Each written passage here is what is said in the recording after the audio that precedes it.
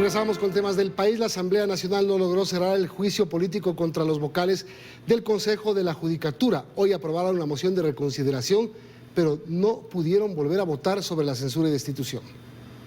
Ha sido reconsiderada la votación. Se trató de otro intento fallido del Pleno de la Asamblea Nacional en la pugna entre quienes buscan la destitución de los vocales del Consejo de la Judicatura y quienes pretenden dejarlos en sus cargos. Asambleísta Veloz se encuentra. La tarde de este jueves se instaló una nueva sesión y fue el legislador Grubel Zambrano de la bancada del Acuerdo Nacional el que presentó la moción para la reconsideración.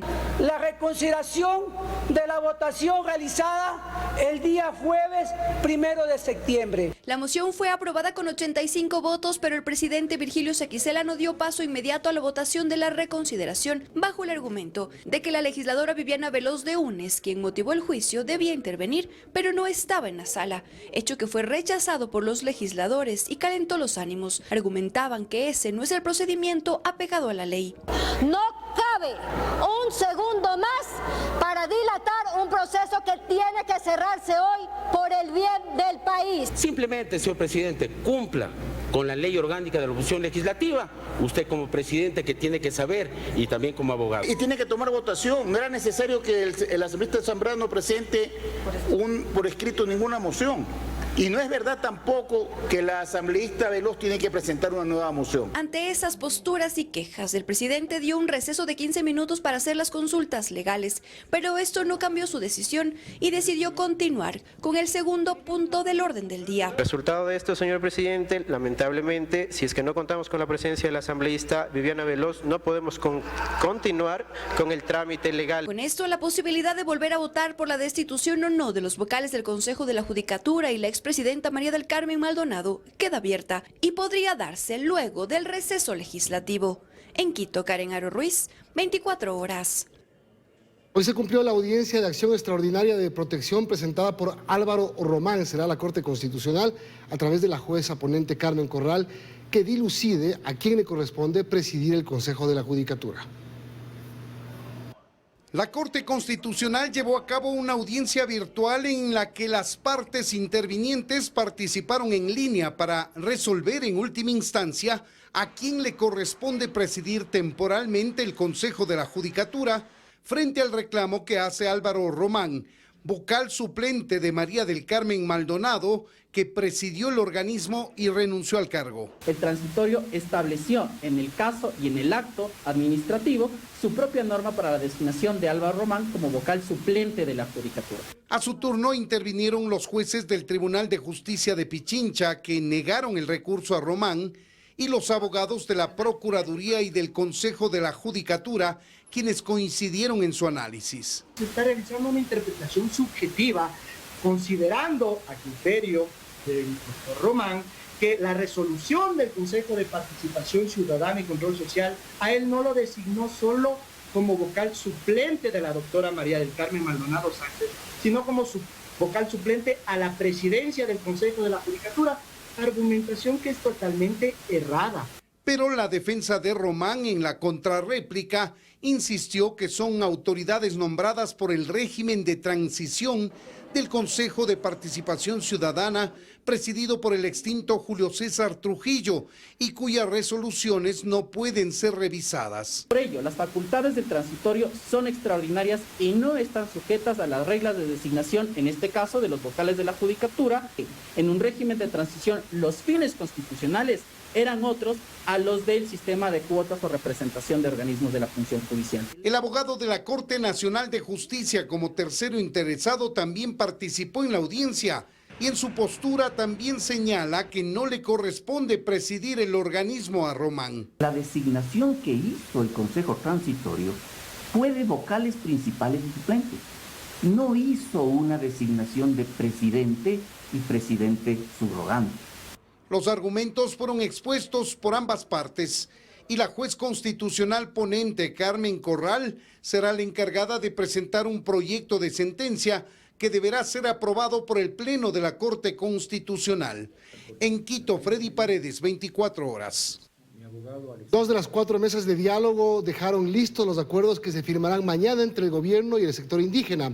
La de fomento productivo no se cerrará y la de control de precios aún está en análisis.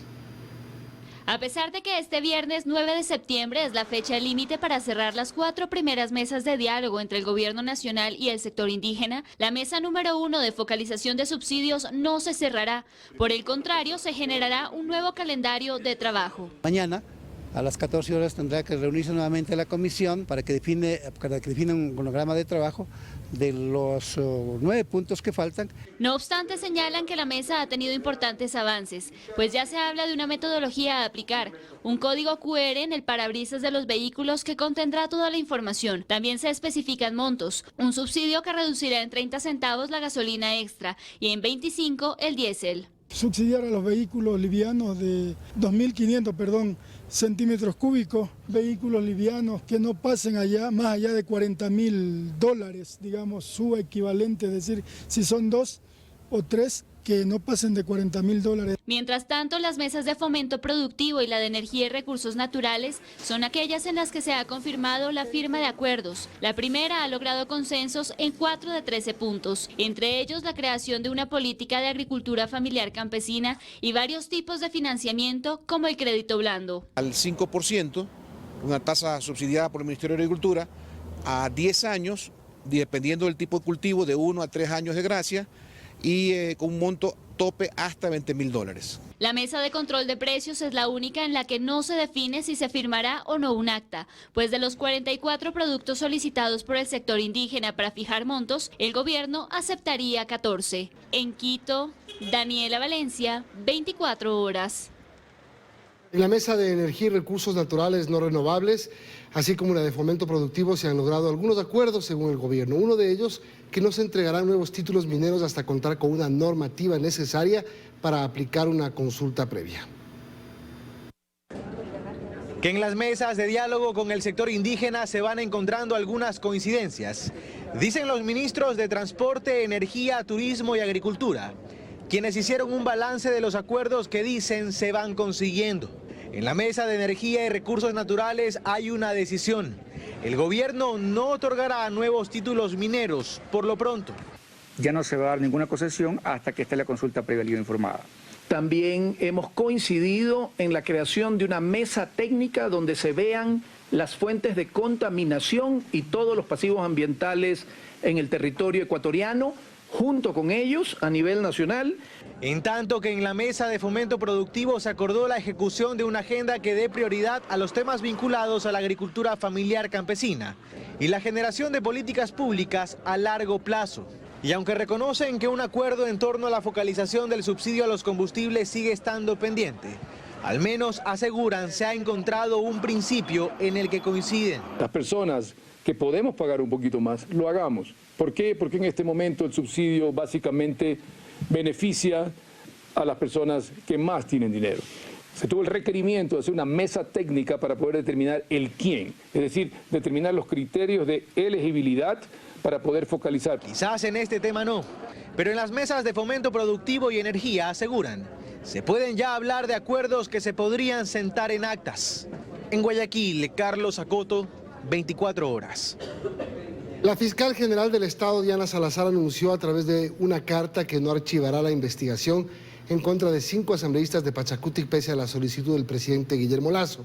El mandatario acusó a los legisladores Rosa Cerda, Gisela Molina, Edgar Quesada, José Chupí y Cristian Yucaya de pedir beneficios económicos a cambio de votos para el proyecto de ley de inversiones que la Asamblea negó. Ocurrió en marzo de 2022 y luego el presidente hace par de semanas dijo que este tema debía archivarse.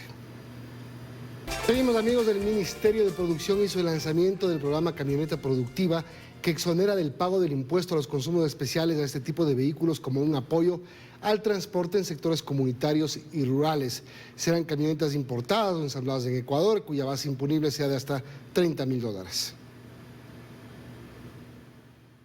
Con este tipo de acciones, el gobierno nacional lo que busca es justamente favorecer a los pequeños productores para que puedan ser más competitivos, para que puedan tener mejores situación en el campo, en los sectores agrícolas, y que definitivamente podamos todos conjuntamente avanzar en esta reactivación económica. También el gobierno anunció la construcción de viviendas subsidiadas en un 100% a través del Midubi con una inversión de $36 millones. El Ministerio de Vivienda lo hará a través de la empresa pública. Los beneficiarios serán ecuatorianos con terreno propio en casi todas las provincias del país. El presidente Guillermo Lasso ofreció construir 200.000 viviendas de interés público en su gobierno. Estas serán las primeras 1.000 de la oferta. Delitos como extorsión, sicariato y atentados con explosivos han incrementado en el país en este año. Según el comandante de la policía, Fausto Salinas, la institución recibirá capacitación internacional para combatir estos delitos que han migrado de otras regiones.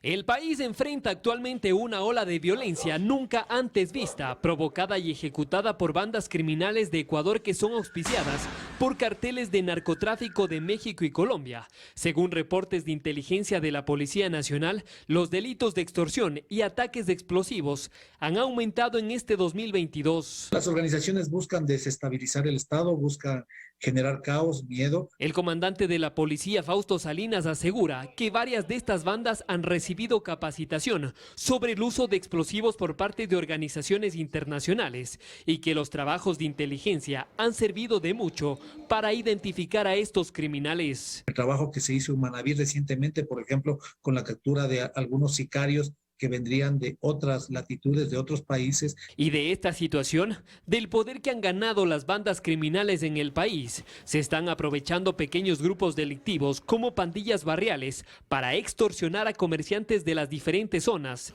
de las provincias de Esmeraldas, Guayas, Pichincha y Azuay. Utilizan el nombre de estructuras grandes para causar temor en la población, pero al entregar el dinero, lo que están haciendo es iniciando un ciclo de permanente entrega de recursos. Por ello, según el comandante Salinas, es necesario que la policía se refuerce en equipamiento y capacitación para combatir de mejor manera estos delitos que han migrado de otras regiones. La cooperación internacional será fundamental en este proceso. Hay un convenio también con la Comunidad Europea contra el medio ambiente, contra la trata, contra el tráfico de armas, contra el tráfico de drogas. Además, avanza por buen camino, menciona Salinas, la creación de la Universidad de la Policía, que servirá para capacitar a los uniformados sobre delitos cibernéticos e inteligencia. En Quito, Paul Coello, 24 horas. Osorja, en la provincia del Guayas, fue militarizada debido al número de asesinatos que ha aumentado en un 300%. 300 policías y 500 militares participaron en el operativo con el objetivo de combatir al crimen organizado. Los agentes allanaron 19 casas en donde los delincuentes ocultaban armas de fuego y drogas. 6 personas fueron detenidas. Alrededor de 200 policías y guías penitenciarios realizaron un operativo en varios pabellones de la penitenciaría del Litoral en Guayaquil. Se decomisaron alrededor de 2.000 municiones, armas de fuego, chalecos antibalas, canecas con alcohol y otras evidencias que estaban encaletadas en algunas celdas. Además, los reos contaban con radios de comunicación, equipos tecnológicos y aparentemente desde la prisión mantenían contacto con los integrantes de sus bandas para cometer hechos violentos en las calles. Seguimos, hay preocupación en el Consejo Nacional Electoral por la baja cantidad de candidatos que se han inscrito para las seccionales del 2023. En cuanto a alcaldes, solo hay un 2% inscrito y un 5% para prefectos, según el último corte del CNE con fecha 7 de septiembre se registran 208 inscripciones. El plazo máximo será a las 6 de la tarde del 20 de septiembre.